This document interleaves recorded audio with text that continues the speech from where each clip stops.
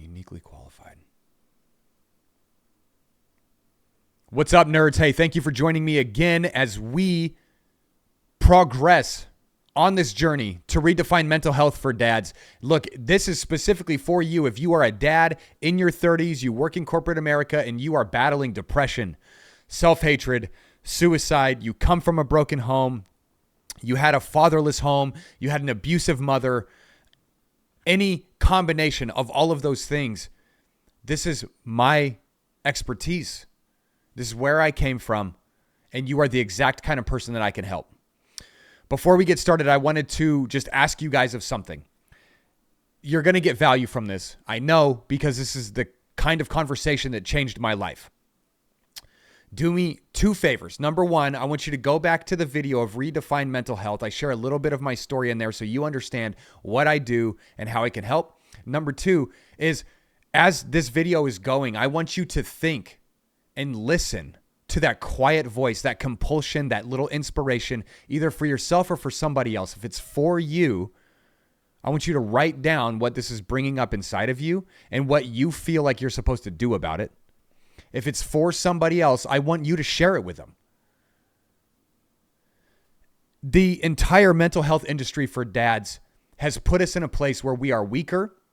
We are more dependent on things we should not be dependent on. We are farther from destiny. We are farther from legacy. We are less the man our children need us to be. And it is my mission to break that entire cycle, which is why I talk about redefining mental health for dads. I need your help to do it.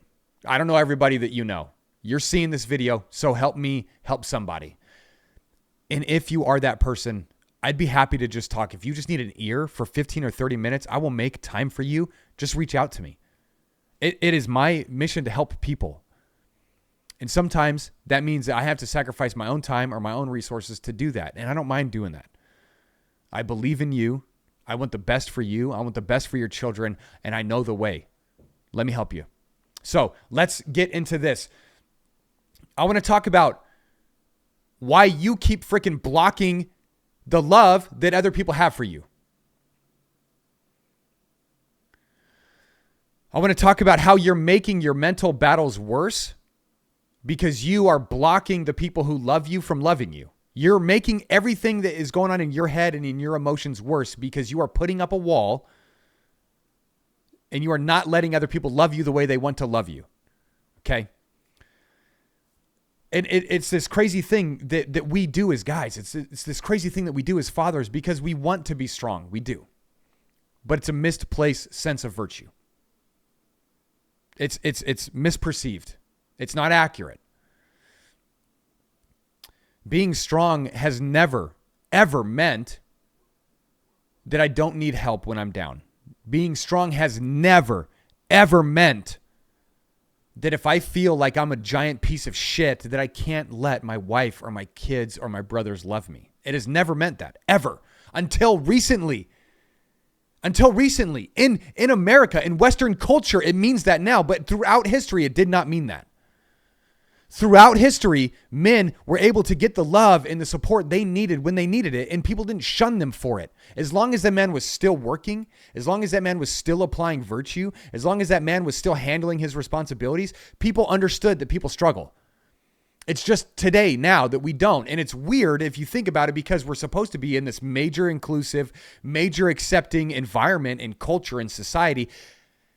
But men don't talk. It's pretty weird, right? That means that we are not as inclusive or accepting or open as we really think that we are. Anyway, let's get back to talking about you and how you are making your mental and emotional battles worse by blocking the love that other people have for you. So in this video, I'm going to cover 4 things. Number 1, I'm going to cover what the hell is Greg even talking about, because that's going to be important to know. Number 2, I'm going to talk about why you're blocking love. Okay. Number 3, I'm going to talk about how to recognize when you're blocking love. And number 4, I'm going to talk about what the hell you can even do about it. Okay. So share a story from this morning, from December 29th at 7:59 a.m. Eastern time. My wife was getting ready to leave for work. There was ice on her car in the driveway. So I went out and I scraped the ice off. I got the car started so it would be warm and she could just get in the car and go. And when she came out, I was like, hey, I was still scraping. I was like, I'm almost done. And she touched me and she said, you always take such good care of me. You are always such a blessing to me. Thank you. And now I'm kind of a salty bastard, and especially toward myself. So when she said this to me, inside my head, all I was thinking of is how I was an asshole to her last week. All I was thinking of is the way that I forgot to ask her how she was doing the other day. All I was thinking of is the way that I'm falling short in different areas and how I could be doing more and I want to do more, but I'm not, and I'm not sure how, and blah, blah, blah, blah, blah, blah, blah, blah, blah. All I was thinking about is how I'm letting her down and how she could not possibly feel true in what she's saying that I always bless her, right? So in my head, I'm like, there's no way this lady's being honest. She doesn't know what she's talking about. I'm thinking about all the ways that I feel like I've failed her recently. And so I started to say that. Like, well, I don't always bless you, but you're welcome. What a pussy thing to say. I have a gorgeous woman who is emotionally and sexually and spiritually connected to me in the moment, who is grateful for me, and she's trying to show that to me. And what is my response? Because I'm a fucking jackass? My response? Oh, I don't bless you all the time. See? I'm making it worse. I'm making it worse because that came from something inside of me. And now I just put language to it. Not only did I put language to it, I put that language on her. Now, there's a few different things wrong with this. But before we get to that, like I said, I started to say that. And my wife checked me. And she looked me in the eye and she said, stop limiting my love for you. And now, I'll be honest with you, this is not the first time her and I have had this conversation. We've been married 14 years. We have talked a lot about how I have limited her love, how I have blocked her love, how I have minimized her love for me. But she looked me in the eye and she said, stop limiting my love for you. And in my head, she was wrong by telling me that I bless her all the time because I know that I could be doing better. Okay? In her head, she just wanted me to shut the hell up and just know that she really appreciates what I did for her. And that she sees me better than I see myself. She sees me different than I see myself, which for the record, I have earned. It's just my issues with me that like get in the way still. So that's the story of how this whole topic came up. And that's the story of how I know what the hell I'm talking about, how I know why you are doing this and making it worse for yourself, and why I know that there's a way you can recognize it and how you can do something about it. Okay. So let's talk about why you are blocking love for yourself. Before we get into that, let me just say real quick that any time you try to put other people into a box that fits your own bullshit belief about yourself, if you skew their words, if you change their words, if you try to convince them that they're wrong and you try to convince them to believe about you the nasty shit you believe about you, like you are screwed up. Okay, your head is in a very, very bad place and you are hurting your family. This is just the truth. It's this kind of bullshit why little girls grow up to be strippers and women find other men that they're not married to because their husband isn't doing enough, and why sons, they grow up to be losers or pussies because their dads aren't doing enough. This is why. It's this exact thing right here because you're blocking love. Your wife wants to love you. Your wife wants to love you. And you haven't been receiving her love, which I bet you've also been upset with her about. because you are too busy defending the negative way you feel about yourself. You feel small. You're trying to make sure that she sees you as small. You feel hopeless and helpless and weak. You're trying to make sure that she sees you as hopeless, helpless, and weak. And you wonder why there's tension in your marriage. You wonder why your wife isn't always sexually satisfied with you or ready to go as soon as you are. Listen, dummy, it's because you are blocking her love, man. You are blocking her love. When she is trying to give it to you when you need it the most, you are telling her, nope, I don't want it. And then you are trying to take her love in the moment that it is convenient for you. And you wonder why you have marital problems.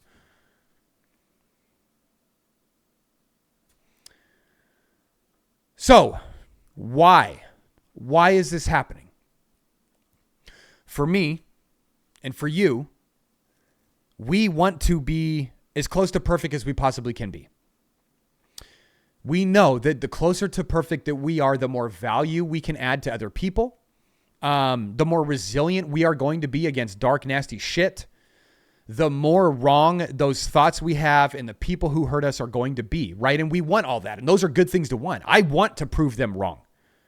I want victory. I want vengeance. I want blood for things that I went through. I also want to live my entire life as full as possible. So when I stand before God at the end, he doesn't ask me why I lived so small. I want that. With all my heart, I want that. And I know that you want similar things, okay? But we want to be perfect. But we're not. Okay? So, we want to be perfect. By the way, what the hell does perfect even mean? Try to define that. Next time you're getting super hard on yourself, you just feel like you're not good enough. What does that even mean? All right, but this is perfect.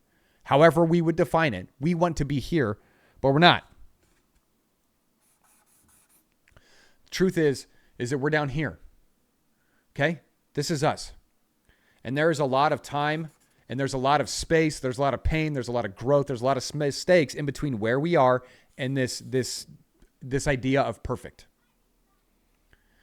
But in this space also, right? Why we block love is because I feel like, and you feel like, I feel like I should be here.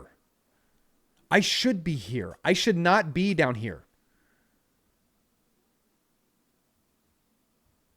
But this is the equivalent of an arm being ripped out of its socket, but just on a spiritual level. Spiritually, you know where you are and you know where you could be. And the tension that comes from living in between these two realities is painful. There's a lot of pain that comes from this. Now that pain is good, okay? This pain is good because this pain, it causes you to grow. Okay? This pain causes you to find peace. This pain causes you to get the right perspective. This pain causes you to be more humble. Okay? And so many other things. The pain of knowing where I am versus where I could be is a really, really, really good thing. But you are using that pain to hurt yourself even more, to hurt your loved ones, and to block their love for you because you are not seeing yourself as all of this because the truth is I am not where I could be. And if I can define that, then I can identify that. And if I can identify that, then I can put words to it. And if I can put words to it, I can put action to it, right? And then I can grow. And that's why there's peace. That's why there's perspective. That's why there's humility that comes from this and why I can really change in this area. When I block my wife's love for me, like I used to do, like I still sometimes do, in the way that you're doing it, when you are making your battles worse, is because you're not seeing it this way.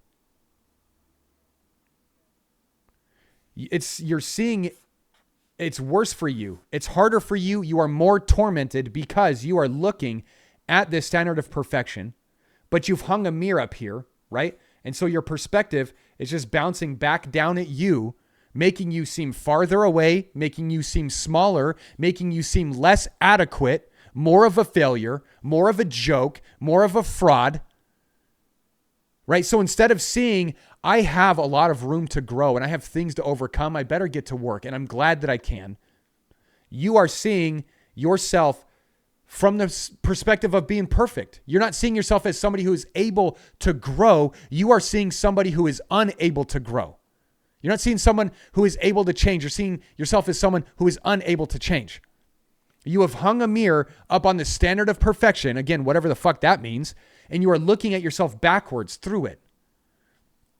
That's why you feel inadequate. That's why you feel small. Okay? You have taken yourself out of the moment and the opportunity for growth and perspective and presence that you have here. And you have beat yourself over the head with this idea of perfect. Oh, I'm not perfect. Yeah, brother, you came from a broken freaking home. There's so much that you don't even know about being a man because you were never taught to be a son. How else are you supposed to do this? Of course you don't know. But you don't see it that way. Because you don't see it that way, you are telling your wife, like, you are also making her look at you from this standard of perfection. And you are saying, I'm not worthy of your love, dear, because I'm down here. And your love belongs up here in perfect space, in perfect world, or whatever the fuck that is. Okay, so that's why. Now, how to recognize it. Let's talk about this because this is important.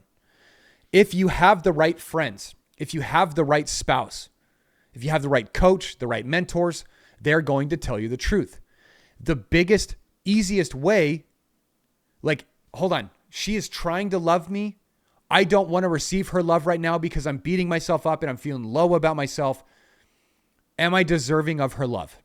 Well, here's 3 questions. Okay. Do I trust her? Is she trustworthy?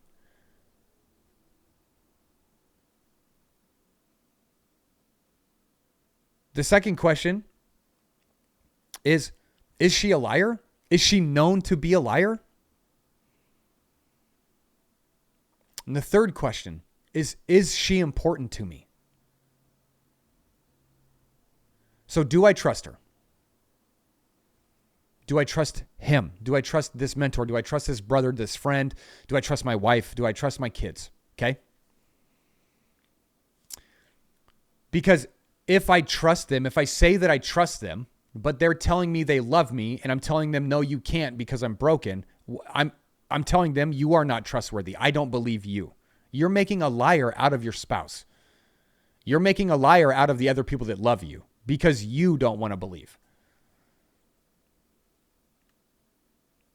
Right? So again, the second question is, are they a liar? Do I know my wife to be a liar? No. Okay, so if I know that she's not a liar, and she doesn't have a reputation of being a liar with me, why would she lie now? She wouldn't. And is this relationship important to me? Because if this relationship is important to me, it's imperative that I reciprocate that love by receiving it and giving it. If this relationship is important to me, I'm going to push her away by blocking her love. So I better not fucking block her love so I don't push her away because she's important to me. That's how we recognize, like, are they telling me the truth? And how can I receive their love? And asking yourself these questions is going to disarm so much of that self-accusation, that self-hatred, the shame that you're feeling that's making it hard to receive love in the first place. And here's an expert tip. What do you do about it? Talk. Fucking talk. Don't just sit in your head and like, oh yeah, that's a really good idea, Greg. Yeah, okay, I'm going to ask myself these questions and move on with my life. You're a jackass. You actually have to talk. And guess what? How much more aroused and trusting and confident and believing in you do you think your wife is going to be if you're just open with her about this shit? How much more do you think your mentors, your brothers, your coaches are going to be able to help you if you're just open about this? Hey, love, when you said that to me, I started to minimize it because I'm just feeling, I know I could be doing better. And I know that you forgave me, but I still feel bad about how I acted last week. I just want more I want more for you. I want more with you. I want to give you more. And right now I'm not seeing clearly how to do that. And when you tried to love me, it just brought up all these ways I've been hard on myself and I've been judging myself. I'm sorry for putting my issues in between us and doubting your love because of what I'm feeling. Holy shit. Bro, pause the video, copy that, and just go say it. Just say those exact things. It's going to disarm everything that you're feeling and hating about yourself right now. It's going to give you better peace. It's going to help you to be present in the moment, to be loved, which is going to reciprocate growth and goodness and peace inside of you. Do you see how by not doing this, you're making it harder? You're depressed, right? You want to feel hopeless. How the fuck are you supposed to feel hopeless? Or how are you supposed to feel hopeful, rather, when you are blocking love? You can't. You feel lost, like you don't have a purpose. How are you supposed to be filled with purpose when you can't even get out of your own way to let your wife love you, to let your kids love you? You can't. Spoiler alert, it doesn't work. Now, there's a lot of information. Again, share this with somebody. If you are the person that needed to hear this, just let me know in the comment. Just say amen. Amen. A-M-E-N. Amen. Give me a thumbs up. Subscribe to this channel. Share this with somebody that you know. I appreciate you guys. We'll talk to you later.